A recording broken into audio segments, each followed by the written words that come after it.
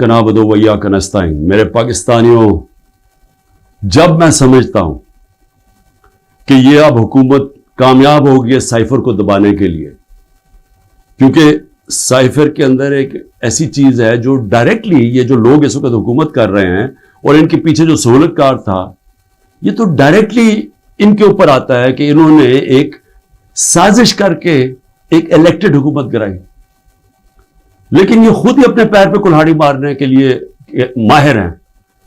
इतना इनको खौफ है कि इमरान खान किसी तरह इलेक्शन से बाहर किया जाए, क्योंकि डर लगा हुआ है कि इलेक्शन में आ गया तो हार जाएंगे। तो इनकी पूरी कोशिश होती है कि हर कोई मौका ना जाए कि किसी तरह उसको डिस्क्वालीफाई करिए, जेल में डाले। ये कोई 14 महीने से ये लगे हुए हैं।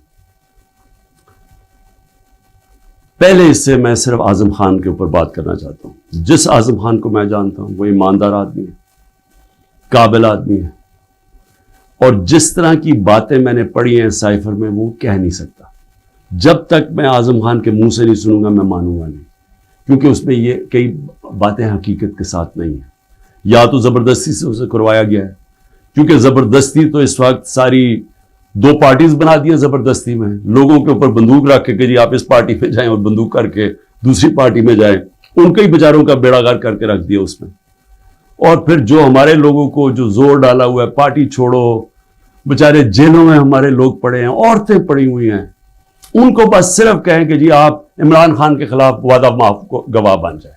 ये वो बनते तो आप छूट जाएंगे, और या फिर कि जनाब आप खड़े होके जाके वो टीवी पे कहें मैं पार्टी छोड़ रहा हूं।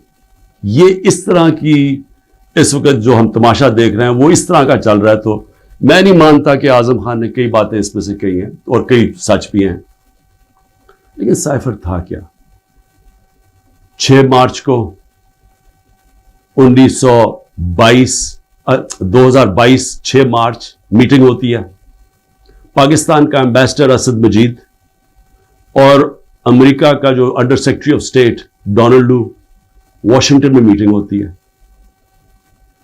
ऑफिशियल मीटिंग होती है। ऑफिशियल मीटिंग का मतलब कि दोनों तरफ नोट ले रहे होते हैं उस मीटिंग के। उस मीटिंग के बाद एक साइफर का मतलब होता है एक खुफिया, एक कोड के अंदर मैसेज भेजी जाती है, जो कि सारी दुनिया में आपके जो हमारे जो एम्बेसडर्स होते हैं वो सारी दुनिया में हर मुल्क के एम्बेसडर अपने फॉरेन ऑफिस को खुफिया मैसेजेस भेजते हैं, जिसको साइफर कहते हैं। वो साइफर आता है पाकिस्तान, और वो मैं जब पढ़ता हूं तो उसमें क्या लिखा होता है। साइफर में 2 मेन चीजें हैं, बाकी तो और भी छोटी मोटी चीजें हैं।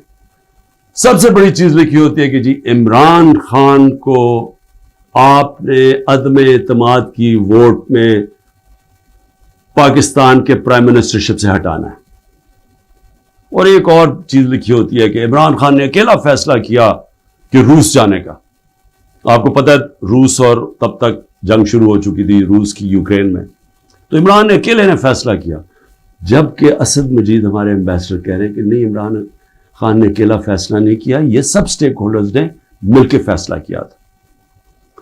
लेकिन जिस तरह वो बात करता है, असद मजीद, सलाम करता हूं मैं अपने एम्बेसडर को, वो कहता है उसके बाद जो मुझे मैसेज कि इनके खिलाफ आपको प्रोटेस्ट करना चाहिए, डिमार्च करना चाहिए कि इसने बड़ी गलत जबान इस्तेमाल की है। गैरतमंद डिप्लोमेट हमारा। लेकिन वो गैरत यहां नहीं जागती जब वो यहां पहुंचता है। साइफर जाता है आर्मी चीफ के पास भी, फॉरेन ऑफिस में भी, मेरे पास भी आता है। मैं जब वो देखता हूं मैं हैरान हो जाता हूं कि इसकी जुर्रत कैसे पड़ी है लिखने की। ये कैसे कह सकता है?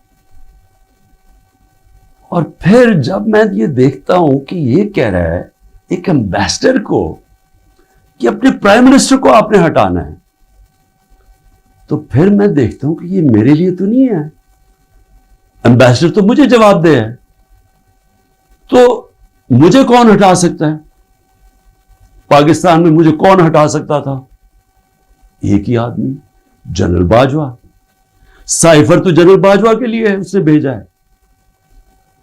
तो मुझे वहां से पहले से होता है कि अब तक हमें लोग कह रहे हैं, मुझे खबरें आती रहती थी कि जनाब फैसला हो गया आपकी गवर्नमेंट हटाने को। मुझे رپورٹ آ رہی رہتی ہے, آئی بی والے مجھے آ کے بتاتے تھے کہ جی دیکھیں شہباز شریف کی خفیہ میٹنگز ہو رہی ہیں, بیچ میں ان کے لوگ پڑے ہوئے ہیں, جنرل باجوہ کی کوئی فادر ان لا ان کے گھر میٹنگز ہو رہی ہیں. یہ ساری مجھے خبریں آ رہی تھی. لندن کسی کو بھجوایا جا رہا ہے. تو میں مانتا نہیں تھا. میں جنرل باجوہ کو جب ملتا تو وہ کہتے تھے ہو ہی نہیں سکتا, ہم تو کنٹینیوٹی چاہتے ہیں. اور میں بھی اپنے آپ کو ہوتا ہوں کہ میں مان جاتا تھا. لیکن جب یہ سائفر آیا تو تب مجھے ہوا کہ یہ تو اس کے بغیر ہو ہی نہیں سکتا. پھر سے کہ کون پرائم منسٹر کو ہٹا سکتا ہے سوائے ایک آدمی کے جس کے پاس پاور ہے پاکستان میں. تو پاور ادھر ہی ہے, سپر کنگ ہے, سب پوچھنے والا کوئی نہیں ہے, لیکن پاور ہی پاور ہے. اس کے بعد اگلے دن عدم اعتماد اسمبلی میں ٹیبل ہو جاتی ہے اور ایک دم ہمارے لوگ ہلنا شروع ہو جاتے ہیں. اور پھر ہمارے اتحادی وہ بھی ایک دم ہمارے سے خوش نہیں ہوتے. لیکن یہ یاد رکھیں کہ یہ ٹائم کون سا تھا. یہ وہ ٹائم تھا جب پاکستان کی اکانومی 17 سال میں سب سے بہتر امپروو کر رہی تھی. اکنامک سروے اٹھا کے دیکھ لیں آپ, سارے اکنامک انڈیکیٹرز دیکھ لیں, ہم بڑے مشکل وقت سے نکلے تھے. بینکرپٹ اکانومی ملی, 2 سال کرونا آ گیا. دنیا نے تعریف کی کہ پاکستان وہ ملک ہے جو ٹاپ 3 ملک ہے جنہوں نے سب سے بہتر کرونا, اتنی بڑی وبا, اتنے بڑے کرائسس سے ڈیل کیا. جبکہ ہندوستان میں تباہی آئی, ایران میں تباہی آئی, ساتھ والے ملک. پاکستان کی تعریف دنیا کرتی تھی.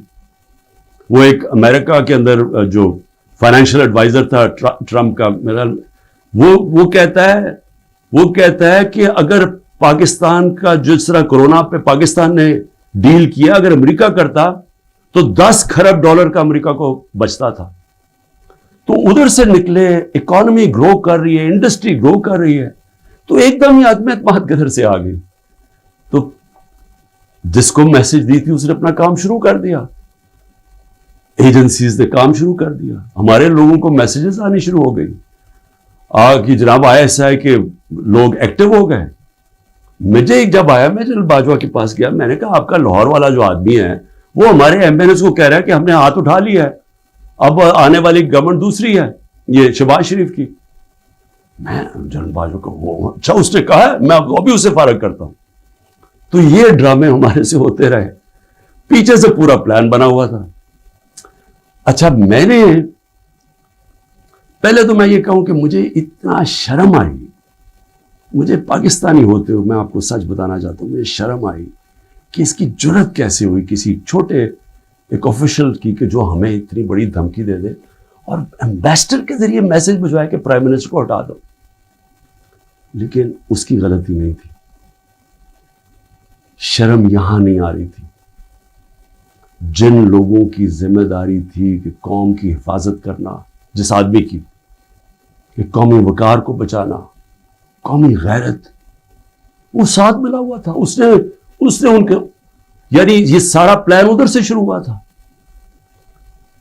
اور میں صرف اپنی قوم سے یہ کہنا چاہتا ہوں کہ دیکھیں, یہ یاد رکھیں کہ اب ایک چیز سمجھیں, جب اگر میں جنرل باجوہ کی تنقید کر رہا ہوں اور یہ میں سارا ثابت کر سکتا ہوں کیونکہ مجھے پتہ ہے ساری چیزیں میرے اندر, ایک ایک چیز مجھے یاد ہے ہوا کیا اس سے پہلے بھی اس کے بعد بھی. میں پاکستان کی فوج کی تنقید نہیں کر رہا, میں ایک آدمی کی کر رہا ہوں جو غلطی کی جس نے. یہ ہم بہت بڑا ظلم کر رہے ہیں اپنے ملک سے کہ ہم جنرل فیصل نصیر, مجھے پہلے سے پتا تھا کہ میرے اوپر, میں 6 ہفتے پہلے سے لگا ہوا تھا کہ مجھے انہوں نے قتل کرنے کی کوشش کر رہی ہے اور دینی انتہا پسند کے نام. میری جلسوں کے اندر تقریریں تھیں. تو جب میرے اوپر اٹیمپٹ ہوتا ہے اور میں FIR لکھواتا ہوں, مجھے پتا تھا کہ یہ پیچھے سب سے یہ تھا, ماسٹر مائنڈ تھا. اپنی FIR نہیں کٹوا سکا. جب JIT کے اندر یہ ثابت ہو گیا کہ ایک نے 3 شوٹر تھے, تو جو سارا حکومت کا جو انہوں نے کوشش کر رہے تھے کہنے کی جی دینی انتہا پسند ہے, وہ جب سارا وہ ان کا نیریٹو ہی ختم ہو جاتا ہے, تو انہوں نے JIT کو سیبوٹاج کیا اور پھر میرے اوپر غداری کا ایک پرچہ کر دیا ہے کہ جنرل فیصل نصیر کو میں نے ڈرٹی ہیری کیوں کہا, سائیکوپیتھ کیوں کہا, میرے اوپر غداری کا پرچہ لگ جاتا. میں پھر سے کہتا ہوں کہ اگر ہم نے یہ کرنا ہے اپنے ملک کے ساتھ کہ کسی ادارے کو اگر میں کسی جج کی بات کروں گا تو میں ساری جوڈیشری کے خلاف ہو گیا، اس کا مطلب کیا میں پولیس کے خلاف کروں گا تو ساری پولیس کو میں نے برا بھلا کہہ دیا. یہ تو ہم اپنے ملک کو تباہ کر رہے ہیں. یہ پلیز میری قوم پلیز آپ یہ سمجھ جائیں ایک بات، اگر معاشرے سے آپ تنقید ختم کرتے ہیں، آپ معاشرے کی قبر کھود دیتے ہیں.